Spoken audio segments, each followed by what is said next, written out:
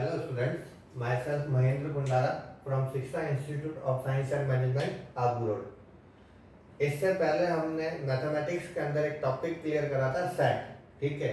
उसके 5 या 6 वीडियो होंगे, उसके अंदर मैंने सेट समझाया था। आशा करता हूँ आपको वो समझ आया होगा। अब हम एक नया टॉपिक स्टार्ट कर रहे हैं, ठीक है, मैट्रिक्स। ये मैट्रिक्स की बात करें तो ये 12th के अंदर भी आती है, भले राजस्थान बोर्ड हो या सीबीएसई बोर्ड हो।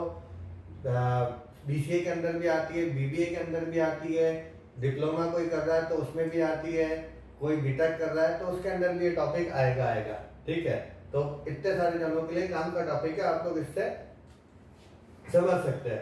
भाई मैट्रिक्स को अगर हिंदी में बात करें तो हिंदी में हम क्या कहते हैं, आव्यूह, ठीक है। इसका भी मैट्रिक्स लिखने का बनाने का भी एक तरीका होता है। सबसे पहले हमें 2 चीज समझनी चाहिए, कॉलम और रो। आपके माइंड के अंदर ये फिक्स होना चाहिए, हम रो किसे कहते हैं, हम कॉलम किसे कहते हैं। जो भी नंबर आड़े लाइन में लिखे जाते हैं, हॉरिजॉन्टली लिखे जाते हैं, उन सभी को हम क्या कहते हैं, रो कहते हैं। और जो भी नंबर आपके वर्टिकली लिखे जाते हैं, सीधी लाइन के अंदर लिखे जाते हैं, उन्हें हम क्या कहते हैं, कॉलम कहते हैं। तो अगर आपसे आगे जाके कहीं पे भी बात हो रो, तो रो मतलब आपके जो हॉरिजॉन्टल लाइन के अंदर नंबर चलेंगे वो रो के अंदर आएंगे, जो वर्टिकल लाइन में नंबर चलेंगे वो कॉलम के अंदर आएंगे। जैसे अगर मैं बात करूं, यहां पर अगर मैंने कुछ लिखा ए बी सी 1 2 3, ठीक है, तो मैं इस चीज को देख के क्या बता सकता हूं कि इसके अंदर रो कितनी है। अगर मैं बात करूं कि इसके अंदर रो कितनी है, तो इसके अंदर 2 रो है, एक ये वाली और एक ये वाली। और अगर मैं इसी में बात करूं कि कॉलम कितनी है, तो इसमें 3 कॉलम है, पहली कॉलम, दूसरी कॉलम और तीसरी कॉलम। तो आपके लिए सबसे पहले अगर आप आव्यूह स्टार्ट कर रहे हैं, मैट्रिक्स स्टार्ट कर रहे हैं, तो आपको कॉलम और रो इन दोनों के बीच में डिफरेंस पता होना चाहिए कि हम रो किसे कहते हैं और कॉलम किसे कहते हैं, ठीक है। नेक्स्ट बात करते हैं मैट्रिक्स की। तो मैट्रिक्स या आव्यूह, ठीक है, ज्यादा कुछ नहीं है, कुछ नंबर्स का समूह है जिसको किसके अंदर अरेंज करा जाता है, रो या कॉलम के अंदर अरेंज करा जाता है, रेक्टेंगुलर फॉर्म के अंदर अरेंज करा जाता है, ठीक है। उसे हम क्या कहते हैं, मैट्रिक्स कहते हैं। मैट्रिक्स हमेशा जो लिखी जाती है वो किसके अंदर लिखी जाती है, स्क्वायर ब्रैकेट के अंदर लिखी जाती है।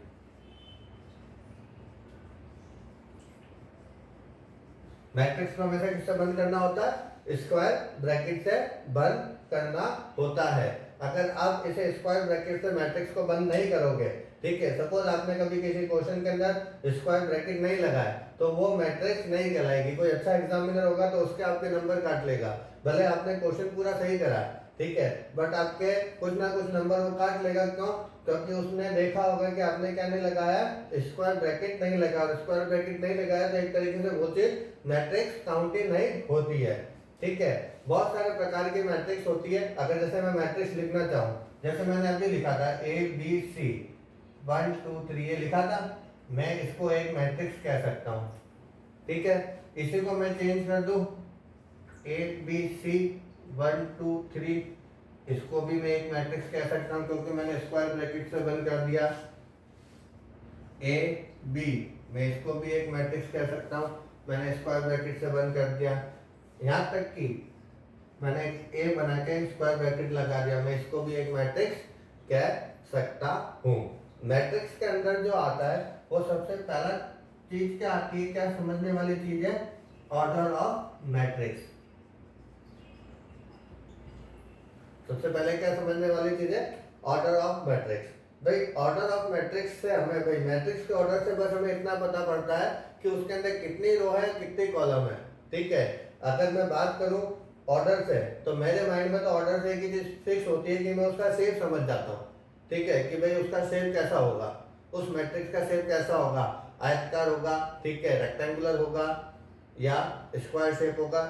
मैं वो किससे समझ जाता हूँ, ऑर्डर से समझ जाता हूँ। भाई जैसे हम प्लॉट है, ठीक है, हम प्लॉट लेने जाते हैं तो हम क्या बोलते हैं कि 40 बाय 50 का प्लॉट है, तो 40 बाय 50 से हम क्या समझ जाते हैं कि 40 फुट लंबा है और 50 फुट चौड़ा है। तो हमारे माइंड के अंदर क्या हो जाता है, उस प्लॉट का शेप आ जाता है कि नहीं भाई ऐसा दिखता होगा, ठीक है। वैसे ही मैट्रिक्स का ऑर्डर है, मैट्रिक्स का ऑर्डर से हमें मैट्रिक्स बनाने से पहले हमें मैट्रिक्स का शेप पता पड़ जाएगा कि हाँ भाई मैट्रिक्स दिखती ऐसे होगी।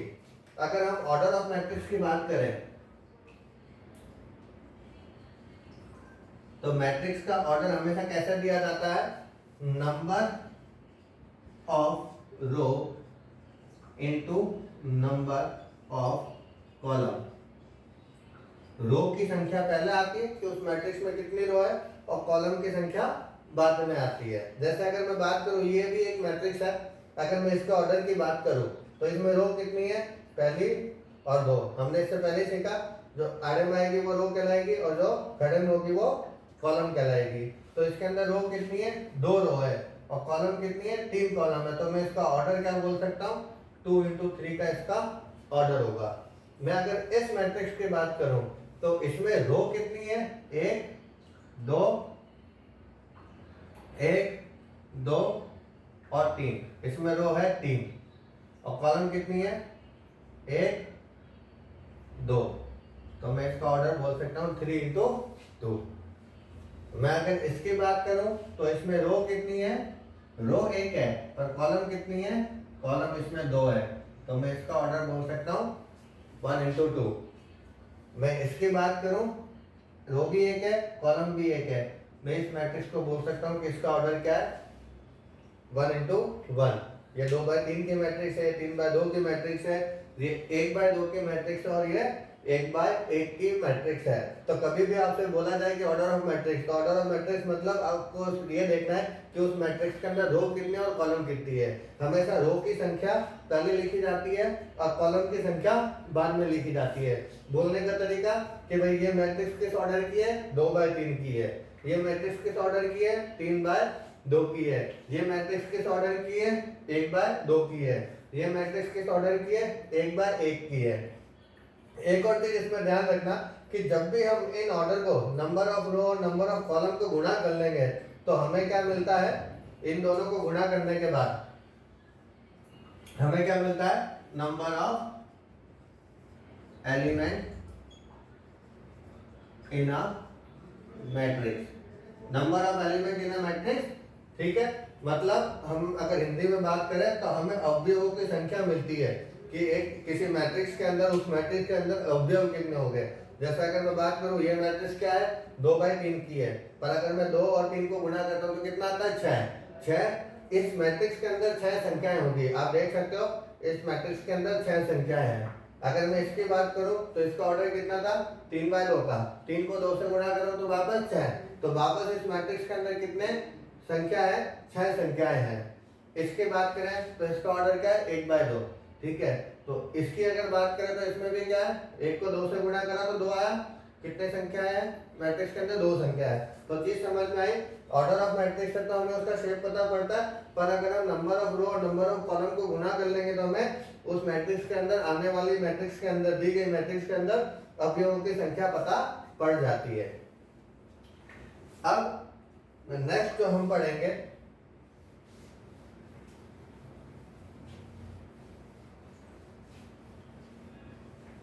कई बार काफी सारी यूनिवर्सिटियों के अंदर और दोनों बोर्ड, काफी सारे बोर्ड के अंदर, बोर्ड्स में भी कुछ 2 नंबर या 1 नंबर के अंदर आपसे क्वेश्चन कर लिया जाता है, ठीक है। मैट्रिक्स के टाइप्स पे आपसे किसी भी टाइप्स की मैट्रिक्स की परिभाषा पूछ ली जाती है, डेफिनेशन पूछ ली जाती है। तो अब जो हम पढ़ेंगे वो हम क्या पढ़ेंगे, टाइप्स ऑफ मैट्रिक्स, कि मैट्रिक्स कितने प्रकार की होती है, ठीक है। अगर हम सबसे पहले बात करें तो मैट्रिक्स, सबसे पहली मैट्रिक्स की बात करता हूं मैं, रो मैट्रिक्स। सबसे पहले मैट्रिक्स की बात करता हूं, रो मैट्रिक्स। मैं हिंदी इंग्लिश कंबाइन के अंदर परिभाषा बता दूंगा, ठीक है। आप लोग लिख भी लेना, जैसे इस वीडियो को देखो तो जो मैं लाइन बोलूं उसको आप जब नोट बनाने के लिए आपकी कॉपी के अंदर लिख भी सकते हैं। रो मैट्रिक्स वह मैट्रिक्स जिसमें केवल एक रो होती है उसे हम क्या कहेंगे, रो मैट्रिक्स कहेंगे। A matrix which has only one row is known as row matrix। तो आप चीज समझना क्या बोला कि वो मैट्रिक्स जिसमें केवल एक रो होगी,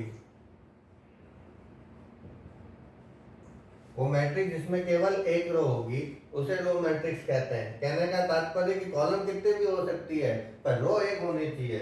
जैसा अगर मैं बात करूं 1 2 ये रो मैट्रिक्स है, ए बी सी ये रो मैट्रिक्स है, A1 A2 A3 A4 ये रो मैट्रिक्स है। ठीक है, ये सारी की सारी क्या है, रो मैट्रिक्स है, क्योंकि सभी के अंदर रो एक है, कॉलम कितने भी हो कोई फर्क नहीं पड़ता है। जैसे अब वापस हम पीछे चले, अगर इसके ऑर्डर की बात करें तो इसका ऑर्डर क्या है 1 into 2, इसके ऑर्डर की बात करें तो इसका ऑर्डर क्या है 1 into 3, इसके ऑर्डर की बात करें तो इसका ऑर्डर क्या है 1 into 4। तो ये सारी क्या कहलाती है, रो मैट्रिक्स। रो मैट्रिक्स जिसमें क्या होगा, एक रो होगी और कॉलम कितने भी हो सकती है उसे हम रो मैट्रिक्स कहते हैं। नेक्स्ट आती है आपकी कॉलम मैट्रिक्स। जैसे रो मैट्रिक्स थी वैसे ही कॉलम मैट्रिक्स की परिभाषा होती है। कॉलम मैट्रिक्स वह मैट्रिक्स जिसमें केवल एक कॉलम होगी, ठीक है, उसे हम क्या कहते हैं, कॉलम मैट्रिक्स कहते हैं। A matrix which has only one column in it is known as column matrix. ठीक है, वापस कि भाई क्या होनी चाहिए, क्या बताया कि केवल एक कॉलम होनी चाहिए, तो केवल एक कॉलम होनी चाहिए। अब खुद ही सोचो, हमने ऑर्डर देख रखा है, ठीक है, ऑर्डर समझ रखा है, तो अगर एक कॉलम, वो 3 4 ऐसे वो बनानी है मैट्रिक्स जिसके अंदर कॉलम एक हो, ठीक है, पर रो कितने भी हो चलेगा, तो सोचो कैसा शेप बन सकता है। मैं ऊपर देख के सोच रहा हूँ, तुम नीचे देख के सोचो। ठीक है भाई, अगर मैं बात करूं, इसी को चेंज कर लेता हूं, ए बी सी, A1 A2 A3 A4 ये सब क्या कहलाती है, आपकी कॉलम मैट्रिक्स कहलाएगी। आप देख सकते हो सबके अंदर कॉलम एक है, ठीक है, रो भले कितने भी हो चलेगा। अगर मैं इसका ऑर्डर लिखूं तो इसका ऑर्डर क्या लिखूंगा 2/1, इसका ऑर्डर 3/1, इसका ऑर्डर 4/1। ठीक है, ये 2/1 की मैट्रिक्स है, 3/1 की मैट्रिक्स है, ये 4/1 की मैट्रिक्स है। चीज आई समझ में। वो मैट्रिक्स जिसमें कॉलम एक होगी उसे हम क्या कहते हैं, कॉलम मैट्रिक्स कहते हैं। फिर आता है नल मैट्रिक्स। आप इसके बहुत सारे नाम होते हैं, कोई इसे नल कहता है, कोई इसे जीरो मैट्रिक्स भी कहता है, कोई इसे वाइड मैट्रिक्स भी कहता है। ठीक है, नल मैट्रिक्स या जीरो मैट्रिक्स वह मैट्रिक्स जिसके सभी अवयव शून्य होंगे उसे हम जीरो मैट्रिक्स कहते हैं। ठीक है, a matrix which has zero at its element is known as null matrix और जीरो मैट्रिक्स, कि भाई उसके सभी एलिमेंट जीरो होंगे। ये जीरो मैट्रिक्स हुई, सभी एलिमेंट क्या है, 0 0 है। ये एक जीरो मैट्रिक्स है, सभी एलिमेंट 0 0 है।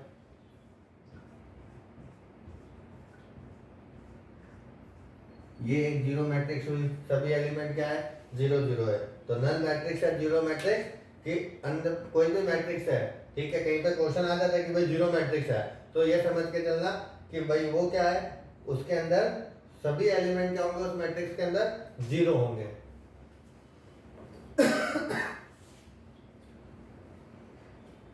इस कोरोना काल के अंदर आप लोगों को ऑनलाइन पढ़ाया जा रहा है, ठीक है, कोई भी दिक्कत आती हो, आपको कोई चीज समझ में नहीं आती है तो आप कॉल करके पूछ सकते हैं। वीडियो के अंदर, स्क्रिप्ट के अंदर नंबर चलता है, उस नंबर पे कॉल कर सकते हैं। ठीक है, नेक्स्ट आती है आपकी स्क्वायर मैट्रिक्स। भाई स्क्वायर मैट्रिक्स वर्ग आव्यूह, ठीक है, वर्गाकार आव्यूह जिसे हिंदी में कहते हैं, कि भाई वो मैट्रिक्स जिसमें, वह मैट्रिक्स, हिंदी मीडियम वाले, वह मैट्रिक्स जिसमें नंबर ऑफ रो और नंबर ऑफ कॉलम, ठीक है, समान होती है, उन्हें हम क्या कहते हैं, स्क्वायर मैट्रिक्स कहते हैं। वापस हिंदी मीडियम, वह मैट्रिक्स जिसमें नंबर ऑफ रो और नंबर ऑफ कॉलम समान होते हैं, ठीक है, उन्हें स्क्वायर मैट्रिक्स कहते हैं। Hindi medium, a matrix which has equal number of rows and column is known as square matrix. कि भाई क्या है, सीधी स्क्वायर मैट्रिक्स कौन सी होगी, जिसके अंदर नंबर ऑफ रोज इसकी कंडीशन जिसमें नंबर ऑफ रोज किसके बराबर होगी, नंबर ऑफ कॉलम के बराबर होगी। मतलब अगर एक रो है तो कॉलम भी एक होगी, अगर दो रो है तो कॉलम भी दो होगी, अगर तीन रो है तो कॉलम भी तीन होगी। जैसे अगर मैं उदाहरण के लिए बनाऊं, एक स्क्वायर मैट्रिक्स है 1 2 3 4, ये भी एक स्क्वायर मैट्रिक्स है। इसमें भाई 1 बाय 1 की है, एक रो एक कॉलम, दो रो दो कॉलम, 2 बाय 2 की, ऐसे ही 3 बाय 3 की बनानी है। तो A B C D E F G H I, ये आपकी 3 बाय 3 की स्क्वायर मैट्रिक्स। ठीक है, समझ आया? स्क्वायर मैट्रिक्स को समझ लेना, क्योंकि आने वाली मैट्रिक्स जितनी भी है वो क्या होगा, स्क्वायर मैट्रिक्स के ऊपर ही चलेगी, क्योंकि उसके अंदर जो कंडीशन होगी स्क्वायर मैट्रिक्स वाली तो होगी, उसके अलावा उसके अंदर एक कंडीशन और बढ़ जाएगी, एक या दो कंडीशन और बढ़ जाया करेगी। जैसे इसके बाद वाली मैट्रिक्स है डायगोनल मैट्रिक्स। ठीक है, डायगोनल अगर हिंदी मीडियम वाले समझ सकते हो, ठीक है, तो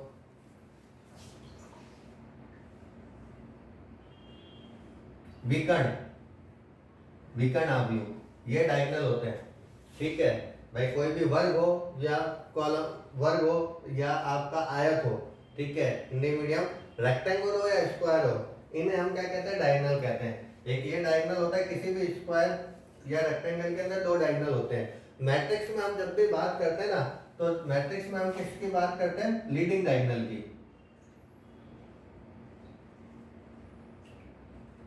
मैट्रिक्स में हम जब भी बात करेंगे तो किसकी बात करेंगे, लीडिंग डायगोनल की। लीडिंग डायगोनल कौन सा होता है, जो आपके लेफ्ट हैंड के टॉप से स्टार्ट होता है और राइट हैंड के बॉटम पे खत्म होता है, उसे हम लीडिंग डायगोनल कहते हैं। तो मैट्रिक्स में हमेशा हम बात करेंगे, आव्यूह में जब भी बात चलेगी और कभी भी आपको बोलते हैं कि डायगोनल तो या विकर्ण, तो उससे ये समझना कि हम किसकी बात कर रहे हैं, लीडिंग डायगोनल की बात कर रहे हैं। ठीक है, तो डायगोनल मैट्रिक्स की हम बात करें तो डायगोनल मैट्रिक्स एक स्क्वायर मैट्रिक्स होती है।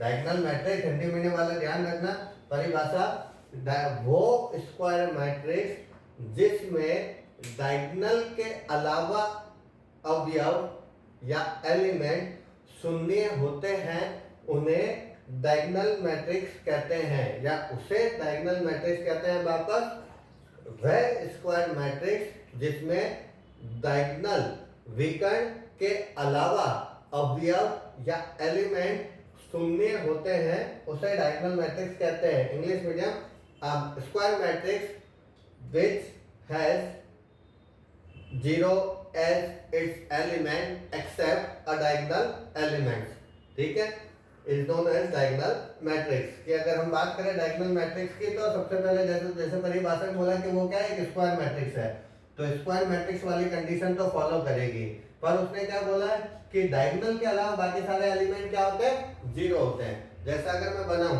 एक 2 बाय 2 की स्क्वायर मैट्रिक्स डायगोनल मैट्रिक्स बनाऊं, जैसे इसी को लिखा, ठीक है, और एक 3 बाय 3 की लिखा मैंने, A B C D E F G H I लिख लिया। अब यहाँ पर चीज देखो कि परिभाषा क्या बताएगी डायगोनल मैट्रिक्स की, कि वो स्क्वायर मैट्रिक्स जिसमें डायगोनल के अलावा बाकी सारे एलिमेंट जीरो होंगे। तो डायगोनल ये है, इसके अलावा ये दोनों संख्या अगर जीरो है तो ये डायगोनल मैट्रिक्स कहलाएगी। इसमें डायगोनल ये है, तो इसको छोड़ के जितनी संख्याएं होंगी वो सारी क्या होंगी, जीरो होंगी। इसे हम क्या कहते हैं, डायगोनल मैट्रिक्स कहते हैं। ठीक है, डायगोनल मैट्रिक्स के बाद में आती है आपके स्केलर मैट्रिक्स।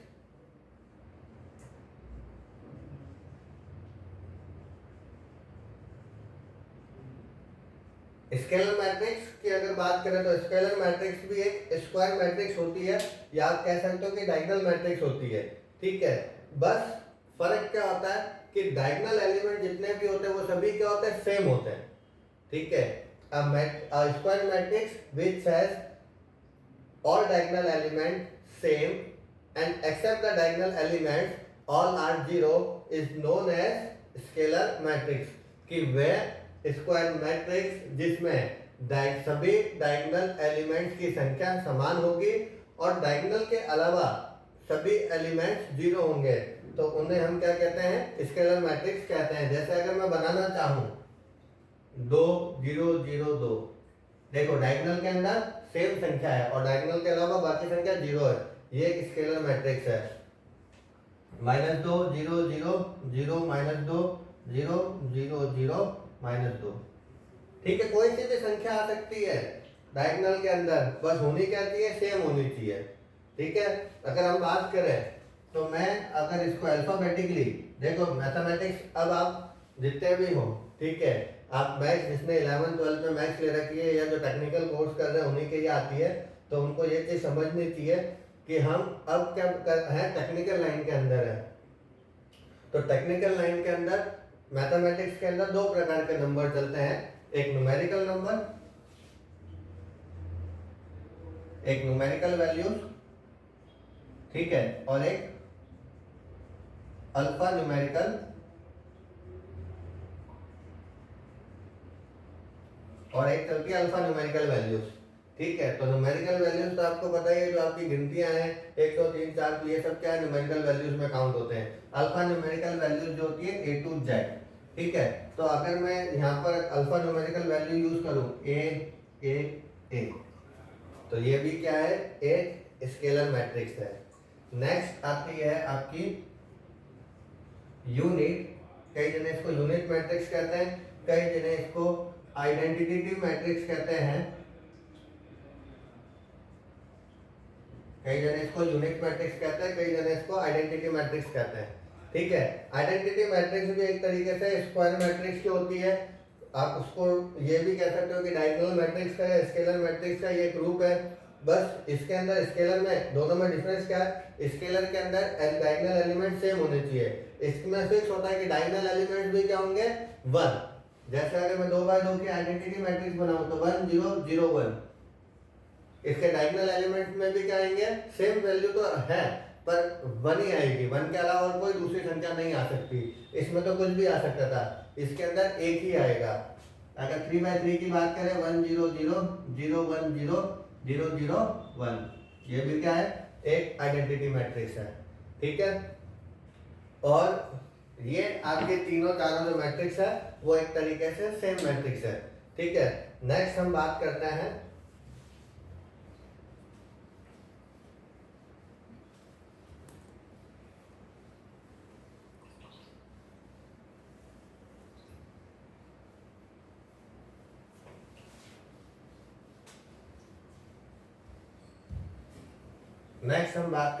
इक्वल। दो मैट्रिक्स और बताता हूं आपको, नंबर भूल गया कितने थे अपने, मैं आपको ऐसे ही बिगर नंबर के बता रहा हूं। इक्विवेलेंट मैट्रिक्स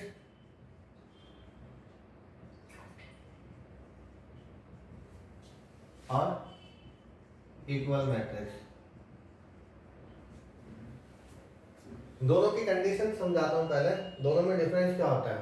किन्हीं भी दो मैट्रिक्स को आप इक्विवेलेंट मैट्रिक्स, चीज ध्यान रखना, इसमें दो मैट्रिक्स की बात होगी। किन्हीं भी दो मैट्रिक्स को आप इक्विवेलेंट मैट्रिक्स तब कह सकते हो जब उनके ऑर्डर सेम होंगे दोनों मैट्रिक्स के, ठीक है। वापस इक्विवेलेंट मैट्रिक्स, वो दो मैट्रिक्स को आप इक्विवेलेंट मैट्रिक्स कह सकते हो जिनके ऑर्डर सेम होंगे, ठीक है। पर इक्वल की बात करें तो इक्वल मैट्रिक्स वो मैट्रिक्स होती है जिनके ऑर्डर के साथ साथ, वो दोनों मैट्रिक्स जिनमें ऑर्डर तो सेम होंगे पर ऑर्डर के साथ साथ उनके अंदर के अवयव, उनके एलिमेंट्स भी क्या होने चाहिए? सेम होने चाहिए, समान होने चाहिए।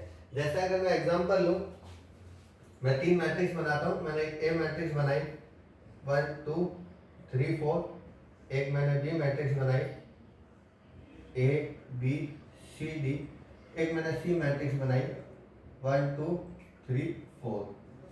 तो अगर मैं बात करूं तो मैं कह सकता हूं कि जो ए मैट्रिक्स है वो किसके इक्विवेलेंट है? बी मैट्रिक्स के इक्विवेलेंट है, क्योंकि दोनों का ऑर्डर क्या सेम है। ये भी 2x2 की मैट्रिक्स है, ये भी 2x2 की मैट्रिक्स है। मैं ये भी कह सकता हूँ कि बी मैट्रिक्स जो है सी मैट्रिक्स के इक्विवेलेंट है। क्यों?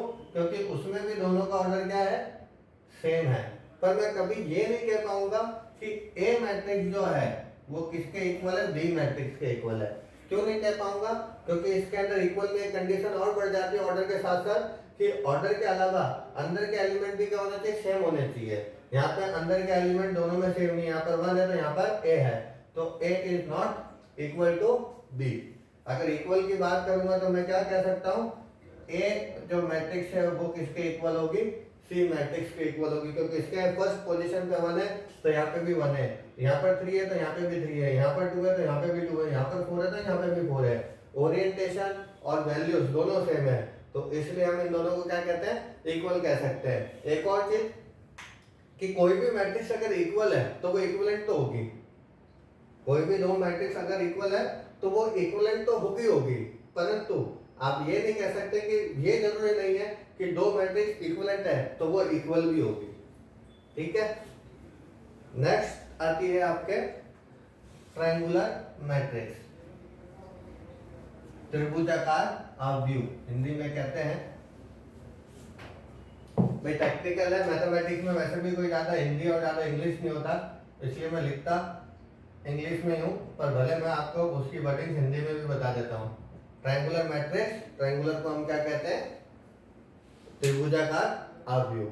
ठीक है भाई, ट्रायंगुलर मैट्रिक्स अपने आप में दो प्रकार की होती है, एक लोअर ट्रायंगुलर मैट्रिक्स और एक होती है अपर ट्रायंगुलर मैट्रिक्स। एक होती है लोअर ट्रायंगुलर मैट्रिक्स और एक होती है अपर ट्रायंगुलर मैट्रिक्स। चीज समझना, वो मैट्रिक्स जिसमें, ठीक है, ट्रायंगल कहाँ बने? नीचे की तरफ बने, वो लोअर ट्रायंगुलर मैट्रिक्स कहलाएगी, और वो मैट्रिक्स जिसमें ट्रायंगल ऊपर की तरफ बने वो अपर ट्रायंगुलर मैट्रिक्स कहलाएगी। अब तुम कंफ्यूज हो गए कि भाई ट्रायंगल तो कैसे बनेगा, तो चीज समझो। मैं पहले आपको इसके उदाहरण लिखता हूं, उसके बाद में मैं आपको इसकी परिभाषा समझाऊंगा। भाई अगर मैं एक लोअर ट्रायंगुलर मैट्रिक्स बना रहा हूं,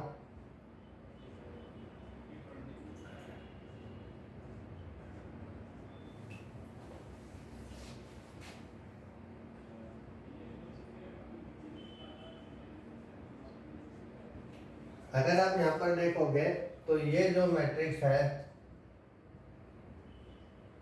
इसके अंदर आप देखोगे तो एक त्रिभुज बन रहा है। ये त्रिभुज कहाँ बन रहा है? नीचे की तरफ बन रहा है, इसलिए इस प्रकार के मैट्रिक्स को लोअर ट्रायंगुलर मैट्रिक्स कहते हैं। अब आप बोलोगे सर परिभाषा कैसे लिखेंगे? तो परिभाषा लिखने का तरीका, वह मैट्रिक्स जिसमें विकर्ण के ऊपर वाले सभी एलिमेंट शून्य होंगे उसे क्या कहेंगे? लोअर ट्रायंगुलर मैट्रिक्स कहेंगे।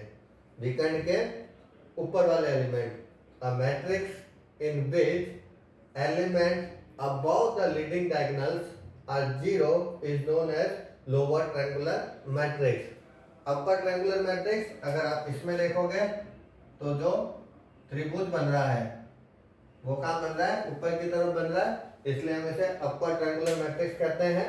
ठीक है, कि भाई लीडिंग डायगोनल के नीचे जीरो आने चाहिए। परिभाषा, वह मैट्रिक्स जिसमें विकर्ण के नीचे वाली संख्या जीरो होगी, शून्य होगी, उसे अपर ट्रायंगुलर मैट्रिक्स कहेंगे। English medium, a matrix in which elements below the leading diagonals are zero is known as upper triangular matrix। और भी कुछ प्रकार की मैट्रिक्सेस होती हैं, अभी होती हैं, पर हमारे पास में आगे जैसे जैसे क्वेश्चंस आएंगे हम उसे वैसे वैसे पढ़ेंगे। जैसे स्क्यू मैट्रिक्स होती है, नेगेटिव मैट्रिक्स होती है, सिमेट्रिक मैट्रिक्स होती है, वो जैसे जैसे क्वेश्चन आएंगे हम वैसे वैसे उसके बारे में पढ़ेंगे। आशा करता हूँ कि आपको मैट्रिक्स का जो ये इंट्रोडक्शन है, मैट्रिक्स के प्रकार है, ये सारी चीजें समझ में आई होगी। नेक्स्ट एक्सरसाइज के अंदर इसके ऑपरेशन स्टार्ट करेंगे हम। Thank you.